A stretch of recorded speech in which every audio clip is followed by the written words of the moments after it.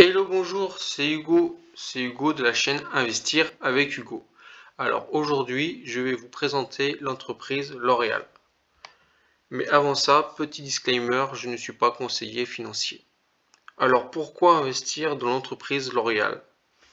Déjà, parce que je pense que rien que ça va déjà vous convaincre.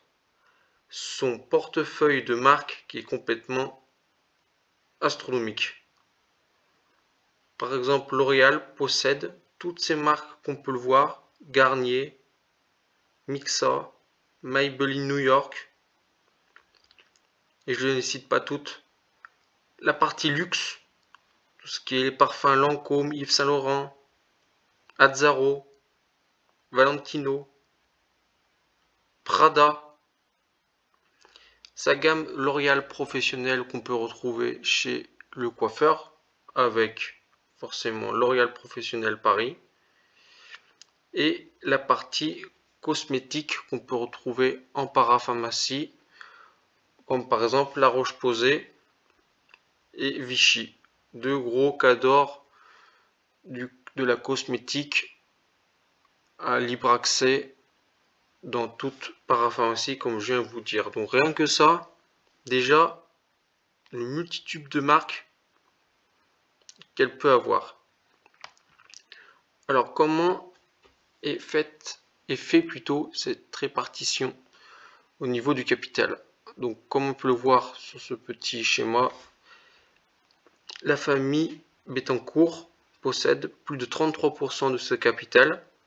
Après ensuite à un peu moins de 20% surprise, du moins surprise, plutôt étonnant, mais Nestlé, donc Nestlé est une entreprise agroalimentaire où son siège social est en Suisse.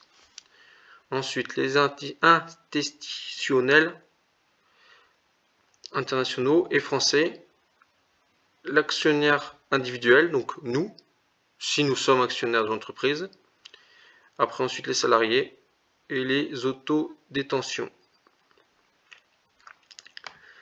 Alors, comme on peut le voir que l'entreprise est vraiment focus sur les actionnaires, moi qui ai fait plusieurs recherches sur différents sites de grandes entreprises françaises, là j'étais très surpris qu'elle braquait souvent les yeux, les regards sur les actionnaires. Donc comme on peut le voir, elle a carrément des newsletters qu'elle envoie avec des rythmes quand même qu'on peut voir printemps 2021, automne, hiver, ouais, c'est pas du semestriel, c'est ni du trimestriel, mais on va dire qu'elle envoie 3-4 newsletters chaque année à ses actionnaires. Donc j'en ai ouvert une, comme on peut voir, voilà. Elle explique avec un petit mot. Je suppose qu'elle donne aussi l'élan de l'entreprise, comment elle se passe. Par exemple, on peut voir, voilà, la dernière newsletter, presque plus de 30% de croissance dans le e-commerce. Donc je suppose par rapport à ça qu'elle sort toujours sur la vague du click and collect entre guillemets dû au Covid. Donc voilà, avec un petit mot du directeur, l'effet marquant. Voilà le produit entre guillemets nouveau ou star en ce moment, comme par exemple là le Carni Fructis qu'on peut voir là, etc. etc. où elle montre aussi ses rachats d'actifs qu'on peut voir là, en parlant de titres, 15 000 euros de titres.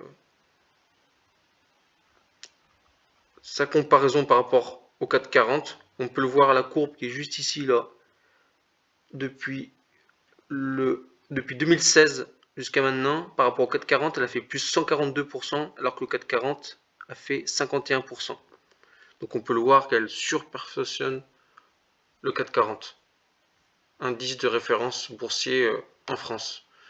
Donc on peut le voir dans le rapport annuel 2021, on peut voir cette jolie mannequin.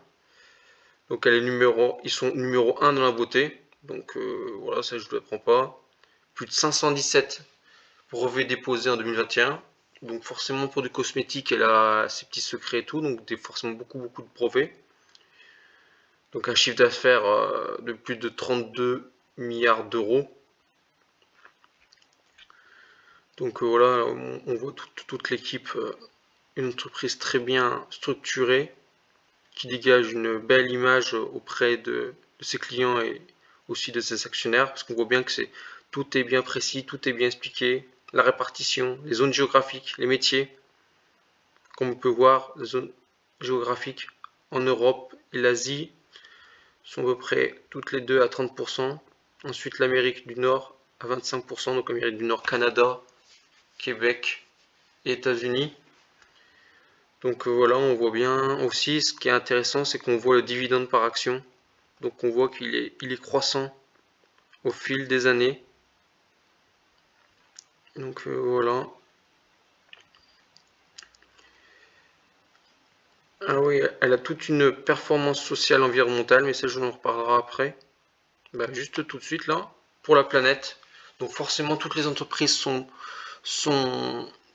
sont toutes concernées par rapport au réchauffement climatique, par rapport aux besoins de leurs ressources, préservation de leurs ressources, pardon. Donc on peut le voir, elle a des engagements pour 2030. Donc voilà, donc tout ce qui est lutte contre le changement climatique, comment gérer l'eau de façon responsable, respecter la biodiversité. Donc imaginons, on regarde comment elle veut gérer son eau, moins 25% d'ici 2030 sur l'utilisation de l'eau pour la création de leurs cosmétiques. Donc à l'heure actuelle, elle a réduit par rapport à 2005 plus de 51% de sa consommation d'eau dans leur usine. Donc ce qui est fortement encourageant et rassurant aussi pour le côté pas éthique mais côté environnemental de l'action. Donc niveau action, actuellement elle cote un peu moins de 350 euros, pardon. Donc comme on peut le voir sur le graphe, depuis 5 ans, elle a perfectionné presque de 100%. Donc si on regarde le max, on voit que c'est une courbe qui est super belle, qui monte, qui monte. Et puis là, on voit bien qu'il y a un petit décrochage. Je pense que c'est dû à un excès de marché pour qu'elle ait monté à plus de 422 euros. Et là, actuellement, elle a 350, comme je vous l'ai dit. Donc comme on le voit, je pense que c'est une très bonne opportunité d'achat. Rien qu'en regardant ce graphique, on voit que l'entreprise a toujours rebondi. Comme par exemple de là, elle est descendue, elle était à 180, elle est descendue à 150. Donc elle a 2, 3, 4 mois après, elle était quasi revenue à l'identique. Et après, elle a continué son expansion. Donc quand on regarde à un an, alors moi j'aime bien regarder comme un an parce que surtout qu'il y a par rapport au conflit entre la Russie et l'Ukraine, on voit bien que l'entreprise a plutôt pas mal corrigé, moins 18%, alors que le 440 fait que moins 10% à l'heure actuelle.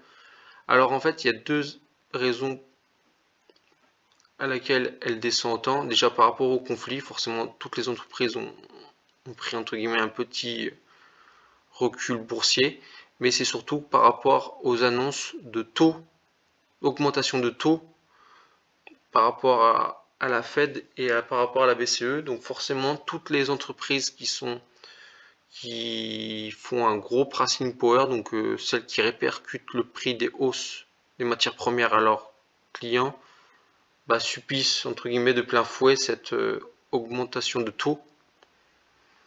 Donc voilà ce qui justifie pourquoi elle a descendu beaucoup plus que le CAC, alors que normalement elle surperforme largement et de loin le CAC 40. Donc comme on peut le voir aussi, elle a une capitalisation globale de plus de 187 milliards d'euros. Donc voilà, je vous ai fait une bonne présentation de l'entreprise L'Oréal. Donc à vous de choisir si vous le faites ou pas le pas pour être actionnaire. Mais moi je pense que sur le long terme, avec les dividendes réguliers et la croissance aussi impressionnante et le taux de marge qu'elle dégage pour une entreprise française, je pense que c'est un très bon investissement pour un PEA avec une fiscalité avantageuse au bout de 5 ans. Voilà, merci à vous. Au revoir. Ciao.